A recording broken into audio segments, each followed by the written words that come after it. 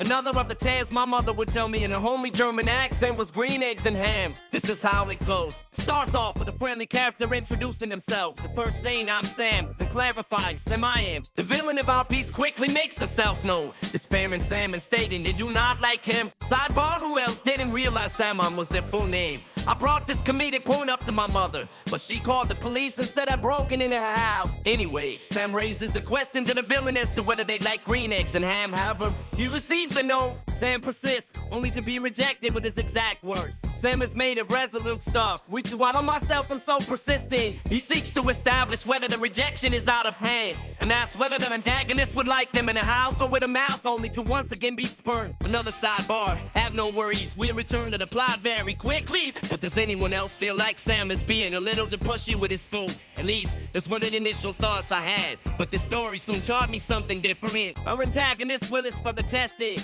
with questions of whether they waver if offered them in a box or with a fox. Again, Sam is rejected. A further sidebar, you probably noticed a bit of a pattern. There's a deeper message hidden. However, in what almost sounds like desperation, Sam raises the possibility of eating green eggs and ham in a car, which is ridiculous because due to the continual movement of your legs ain't enough going everywhere. Of course, the antagonist dismisses this, but Sam is insisting the antagonist would like them and raises the prospect of eating green eggs and ham in a tree, but is again told no, with an antagonist taking the time to reiterate they do not like any of Sam's ideas. Sam hits on a stroke of genius, asking him about whether the antagonist would eat on a train. This is where he convinced me I love trains. I love how they say choo-choo.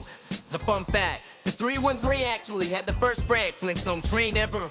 But sadly, it was decommissioned after a driver lost their feet due to the inadequate flooring. To my amazement, the antagonist rebuffed him once more, begging Sam to let them be, hitting upon the prospect that perhaps it's the unusual appearance of the food. Sam asks about possibly eating them in the dark, but is once more denied the opportunity to share their beloved food. Perhaps a little crestfallen, Sam asks if the antagonist does not like green eggs and ham, and the antagonist confirms. Curiously, Sam then raises the prospect of eating with a goal, which is silly because the goal simply eat the green eggs and ham itself, the same way your God ate my twin brother. A boat is the next location raised by Sam. Personally, they lose me here. Boats remind me of seagulls and they always steal stuff from me. The antagonist launches into a trade insisting they dislike green eggs and ham, yes Sam. In another stroke of genius asks that they try the food. The antagonist agrees, provided Sam lets them be after. This is of course the central thesis of the story, and when I have built my life identity arranged, the antagonist tries and instantly realizes they like them, refutes all their previous rejections, stated it would in fact do what they previously said they wouldn't. That was the second most captivating story of my childhood. For those who didn't get it, the lesson of kids is to never take a no as a no, no matter the circumstances. Someone ever tells you no, always remember you can't persuade them to make that no a yes, and it's a moral imperative that you take extreme and drastic action to do so,